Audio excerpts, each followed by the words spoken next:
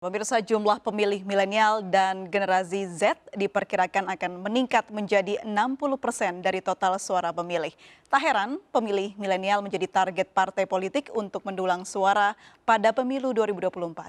Seperti apa hasil survei sementara dari pemilih milenial ini? Kita akan bahas bersama Hanta Yuda, Direktur Eksekutif Poltreking, juga Yusuf Lakaseng, Ketua DPP Partai Perindo Bidang Organisasi dan Kaderisasi, serta Pak Andi Erwijaya, Jubir Gerindra. Selamat sore Bapak-Bapak. Selamat sore, Aprilia. Oke, saya ke Pak Hanta terlebih dahulu. Baik, rupanya Pak Hanta belum bergabung bersama kami. Saya akan beralih ke Pak Andi Erwijaya terlebih dahulu.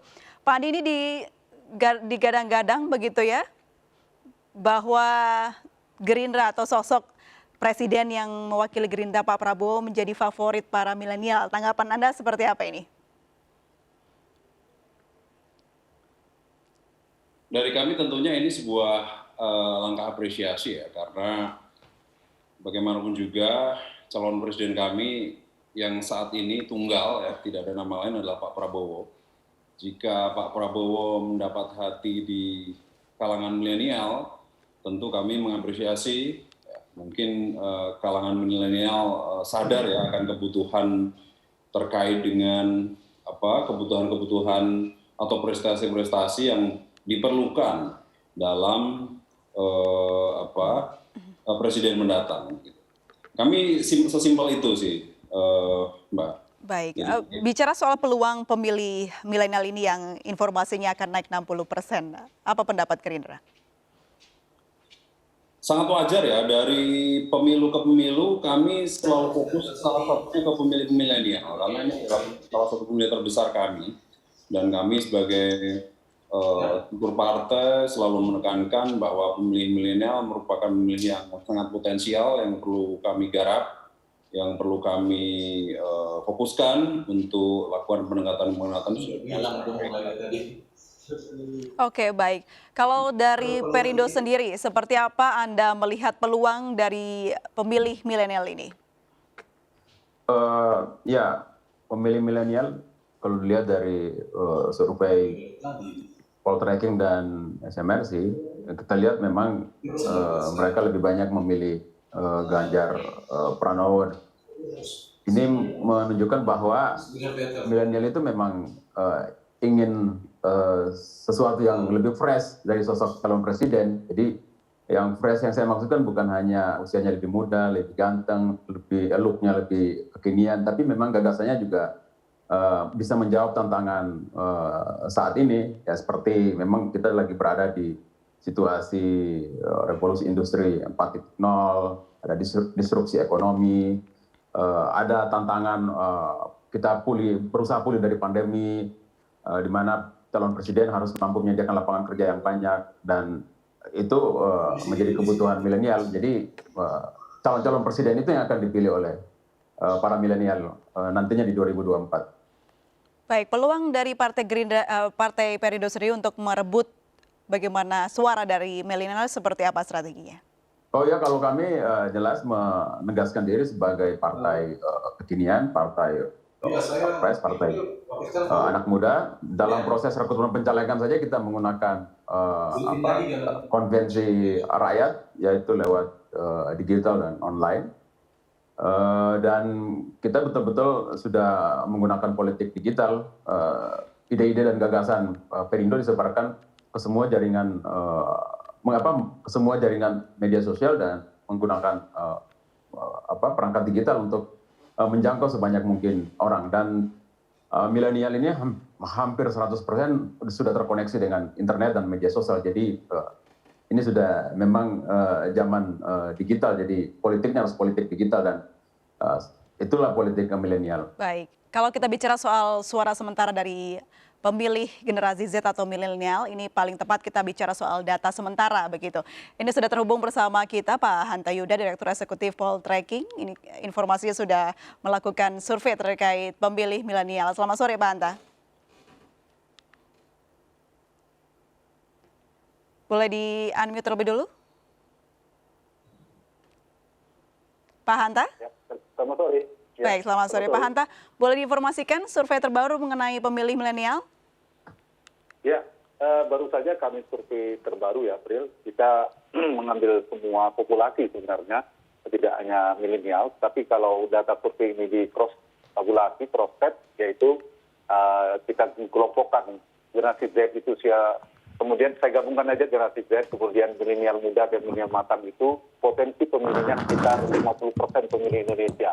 Itu angka yang cukup tinggi ya, sangat tinggi, dan potensi yang sangat bangsa pasar yang luar biasa, sangat menentukan kemenangan buat capres maupun buat partai politik ke depan.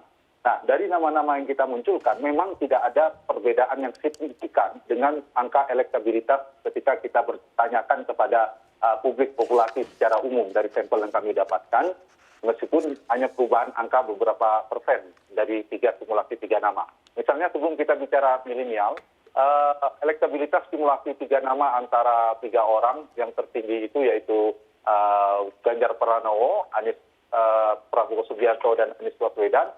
Dari tiga nama itu ketika kita tanyakan kepada publik selalu tiga besar ya, tertinggal jauh dengan nama-nama yang lainnya. Misalnya kita bikin simulasi tiga nama, itu Ganjar di 30%, Pak Prabowo itu hampir 27%, Anies di hampir 20%. Selisih mereka itu di margin of error. Sangat di margin of error ketika ketemu di atas plus minus dari survei ini kan 2,9%. Jadi kalau Pak Prabowo dinaikkan 2,9%, Ganjar minusnya 2,99%, ketemu itu cross. Begitu juga Anies dengan Pak Prabowo. Artinya angka elektabilitas ini sangat kompetitif, mengingat jaraknya tipis, satu, kedua pemilu kita masih 20 bulan ke depan. Jadi sangat kompetitif. Nah, ketika dibedah kepada pemilih milenial tadi, angka tadi itu tidak terlalu jauh ya, terpaut. Kita bikin simulasi 10 suara, 10 nama itu Ganjar 26%, Prabowo 22%, Anies di 17%. Nah, kalau di pemilih milenial tadi, ini saya punya data mungkin tidak ditampilkan di sana, untuk capres 3 orang itu tetap tertinggi. Cuma bedanya perolehannya untuk Ganjar Pranowo di 27%, Prabowo 20%, kemudian Anies Baswedan 17%. Nah, itu saja beberapa perbedaannya. Memang agak ada penurunan sedikit dari perolehan hampir stabil, tapi turun 1-2%. Ganjar ketika secara keseluruhan itu 26,7%, kalau kita masuk saja melihat pada pemilih milenial itu 27,3%. Prabowo Subianto keseluruhan 22,5%. Kalau dengan kelompok milenial saja kita cross-check itu angkanya 20%, sedangkan Anies 19,8%. Kalau di segmentasi milenial 17%. Jadi ya di plus minus margin of error, hampir sama kekuatan tiga ini. Poin saya adalah baik populasi Indonesia secara umum maupun di segmentasi kelompok milenial sama. Tertinggi elektabilitas capresnya di 3 orang ini, yaitu Ganjar, Prabowo, dan Anies. Baik, Mas Hanta, kalau kita bisa analisis lagi lebih dalam begitu, ada 3 nama yang selalu berada di 3 top 3 begitu ya. Nah, apa menurut Anda analisanya? Kenapa 3 nama ini selalu ada di sana? Apa yang paling unggul di antara ketiga nama ini di dalam pemilih milenial? Iya, sudah hampir 2 tahun kami dan mungkin banyak lembaga survei, kita melakukan survei, itu trennya makin hari ini semakin terkonfirmasi, 3 orang inilah yang stabil, figur ini, 3 ini. Ada kenaikan. Tetapi tidak signifikan, kurang dari 5% kenaikannya. Nah, yang memperkuat saya katakan makin stabil itu, justru nama-nama di luar 3 nama ini melemah. Tidak ada yang perolehannya di atas 5% dari simulasi 10 nama. Nama di bawah itu ada nama Ridwan Kamil, ada Ridwan alasannya kenapa kira-kira Mas Hanta? Itu turun semua. Ya, pertama memang kita lihat Ganjar dan Anies selain Pak Prabowo ya. Prabowo artinya apa? Poin Pak Prabowo alasannya karena dia masih punya ceruk pemilih. Meskipun dibandingkan perolehan 2019 ya Mas Andi, 2019 yang lalu Prabowo jauh lebih tinggi dari ini. Artinya sekarang Pak Prabowo masih ada ceruk pemilihnya cukup kuat. Meskipun kalau kita lihat sudah mulai agak bergeser, sebagian ada bergeser ke Anies kalau kita perhatikan. Itu dari sisi Pak Prabowo. Tidak semua. Artinya Prabowo masih kuat, poin saya, masih ada ceruk pendukung Pak Prabowo, itu poinnya. Sedangkan Ganjar dan Anies itu stabil. Memang mereka punya panggung kepala daerah, saya ingin menjawab itu. Kepala daerah yang potensial, gubernur kita tahu adalah tren, sekarang presidennya dari gubernur DKI juga.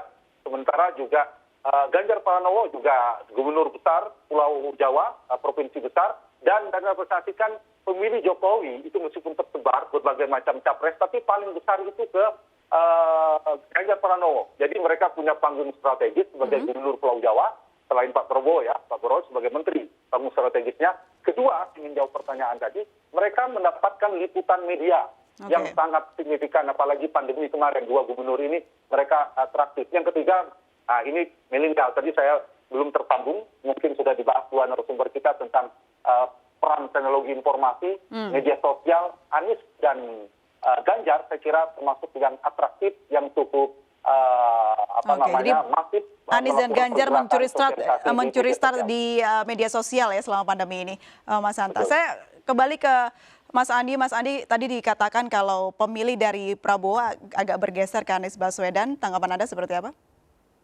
Bisa jadi ya, ini kan efek dari Pak Prabowo bergabung di pemerintahan. Ini analisa kami. Jadi ini sesuatu hal yang wajar karena dalam perpolitikan pergeseran, apalagi di Indonesia ya. Jadi secara ideologisasi yang sangat cair gitu, terjadi polarisasi di tengah pemilih. Itu sudah kami prediksikan gitu, bahwa sekarang ini tadi Mas Hanta juga sudah menggarisbawahi ya bahwa ceruk pemilih Pak Jokowi inilah yang lari ke Ganjar. Gitu. Tapi kalau yang Pak Prabowo ini kan ada yang ke Anies, ya, ada masih konsisten di Pak Prabowo. Menurut kami itu suatu hal yang wajar ya dalam dinamika perpolitikan. Tinggal bagaimana kalau kami strategi ke depan adalah bagaimana menyiapkan cawapres yang komplement tentunya dengan Pak Prabowo. Itu saja sih. Oke, baik, saya ke Mas Yusuf. Mas Yusuf, kalau tadi diperlihatkan dari survei begitu ya, partai-partai yang top 3 dari calon presiden di tahun 2024, ada nama Ganjar, ada nama Anies Baswedan, ada juga nama Prabowo. Perindo sendiri yang faktanya saat ini belum ada nama yang bisa masuk ke dalam survei untuk pemilih milenial begitu, mendukung siapa nih dari 3 besar ini? Ya, yang menarik sebenarnya seperti yang disampaikan oleh Mas Hanta tadi, 3 nama ini sepertinya makin mengkristal menjadi keinginan publik. Pertanyaan besarnya adalah apakah partai politik akan tunduk tidak dengan suara publik yang tergambar dalam survei ini?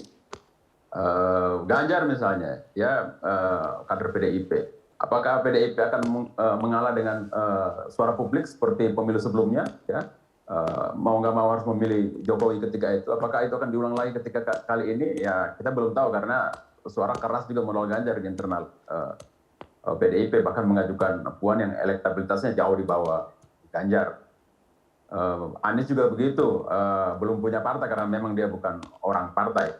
Hanya Pak Prabowo yang punya partai, tapi juga belum cukup untuk memenuhi syarat undang-undang 20%, walaupun hanya kurang sedikit. Kita bagi Perindo, kita akan tunduk dengan suara publik ya, dan survei dengan metode yang sudah ilmiah teruji itu memberi gambaran yang jelas apa keinginan publik, dan saya pikir sebagai partai modern yang demokratis kita akan tunduk dengan suara publik itu. Baik, saya kembali ke Mas Hanta. Mas Hanta, kalau dilihat lagi pemilih milenial atau generasi Z ini, sebenarnya mereka tuh memilih sosok capres yang seperti apa sih mencarinya? Ya, kami juga merekam ini ya, karakter latar belakang capres yang disukai oleh pemilih Indonesia. Tertinggi itu memang peduli dan perhatian pada rakyat. Kemudian jujur, bersih dari korupsi, berpengalaman, tegas dan berani, lalu berprestasi. Itu adalah karakteristik capres yang disukai oleh pemilih Indonesia. Satu lagi, kami membuat kategori pemilih Indonesia. Studi perilaku pemilih itu kan ada pemilih rasional, April, ada pemilih sosiologis, ada pemilih psikologis. Nah, pemilih milenial itu cenderung pemilih psikologis. Dia memilih karena penampilan fisik bisa jadi menarik, kemudian juga terkait dengan karakter yang ramah, yang masih muda dan seterusnya. Itu pemilih pemilih milenial. Nah, karena itulah saya kira para capres atau kandidat itu harus pilih menggunakan isu-isu yang akrab dengan para milenial, kaum milenial. Instrumennya salah satu sekarang trennya media sosial. Itu yang harus dimainkan. Tidak hanya usia saya kira, termasuk Pak Prabowo meskipun jauh lebih senior dari Ganjar dan Anies juga bisa sekarang itu. Cara pola pikirnya, pendekatannya, semua capres bisa melakukan itu. Dan mereka bisa selain menggunakan bahasa, gaya bahasa, cara gaya milenial, juga isu-isu yang diinginkan para milenial. Oke. Milenial itu kan ada yang di pedesaan, ada perkotaan, isu-isu lapangan pekerjaan juga penting, membuka lapangan pekerjaan baru. Saya kira itu menjadi isu-isu sentral, isu-isu yang menarik ya dari beberapa nama. Dan tadi sedikit maaf, April, saya ingin komentari Pak Yusuf, bagus sekali ya saya kira. Tadi kita ini pusarannya ada dua, nanti peta koalisinya, apakah nanti berpusar pada kekuatan elektabilitas atau pemilik voting pass atau partai. Betul sekali, survei-survei ini belum tentu disambut oleh partai, kata Pak Yusuf tadi. Bahwa parpol kalau ternyata bersepakat, yang diusung ada orang partai, semuanya bersepakat, kita tidak jadi, tidak masuk. Termasuk Pak Prabowo kan juga belum lengkap, yang sudah satu-satunya PD Perjuangan bisa 20%, itu artinya berpusar pada pemilik tiket. Kalau pengalaman pemilu-pemilu sebelumnya, 2024, 2014, 2019 khususnya, itu adalah yang determinan pada elektabilitas. Mereka mengumpul, mau dari partai apapun, mengikuti elektabilitasnya tinggi. Pada saat itu ada Pak SBY, kemudian ada Pak Prabowo dan Pak Jokowi 2014-2019. Pertanyaannya 2004 seperti apa? Nah, ini sedang bertarung dua pusaran itu. Yang menarik Pak Yusuf, meskipun beliau dari orang partai, tunduk pada suara publik. Nah, harapan saya semua partai, tidak hanya partainya Pak Yusuf, Perindo dan semua partai, harusnya ini jadi masukan, mendengarkan suara publik, termasuk juga partai Mas Andi. Kalau Mas Andi sudah jelas ya, karena suara Pak Prabowo masih cukup tinggi. Artinya masih didukung publik. Kalau elektabilitas Pak Prabowo tinggal 2%, ya berarti melawan suara publik. Nah, kira-kira gitu. Nah, ini yang menarik, saya berharap ada proses demokratisasi di kandidasi, di pencalonan, di partai politik, mendengarkan suara publik. Jadi survei ini kan merekam. Tadi seperti Pak Yusuf katakan, dengan metodologi yang bisa dipertanggungjawabkan, dengan kredibilitas, dan ini merekam. Tapi Mas Hanta terakhir, kita kembali ke pemilih milenial, sebenarnya seberapa pengaruh sih pemilih milenial ini dalam bursa pemilu 2024 nanti? Singkat saja. Sangat berpengaruh dan menentukan kemenangan. Kenapa? Satu, secara kuantitatif jumlahnya besar. Dia menunjukkan, dan dia segmentasi lumbung suara yang menentukan. Secara kualitatif, secara kualitas dia mempengaruhi. Kelompok milenial ini mempengaruhi suara-suara kelompok lainnya. Misalnya di rumah saja, anak-anak muda itu kan sangat melek informasi, cepat mendapatkan sosialisasi, dia akan berbincang, dia bersosialisasi di rumah, menyampaikan kepada keluarganya, orang tuanya, dan sebagainya. Sehingga mereka juga berpotensi menjadi pelopor, menjadi tim sukses, tim pemenangan, dan seterusnya. Jadi ini kelompok strategis yang harus diperhatikan seluruh capres dan seluruh partai. Dia menentukan kemenangan. Jadi kalau bicara pulau geografis, Jawa adalah kunci karena jumlah besar. Kalau kelompok usia, kelompok milenial adalah kunci. Kira-kira gitu. Baik, Mas Hanta Yuda, kami tunggu lagi survei-survei selanjutnya. Tidak hanya mengenai pemilu atau pemilih dari milenial saja, tapi dari berbagai sektor karena memang kita ketahui masih cukup lama untuk di pemilu 2024. Terima kasih banyak Mas Hanta Yuda, Direktur Eksekutif Poltreking, sudah bergabung bersama kami. Selamat sore.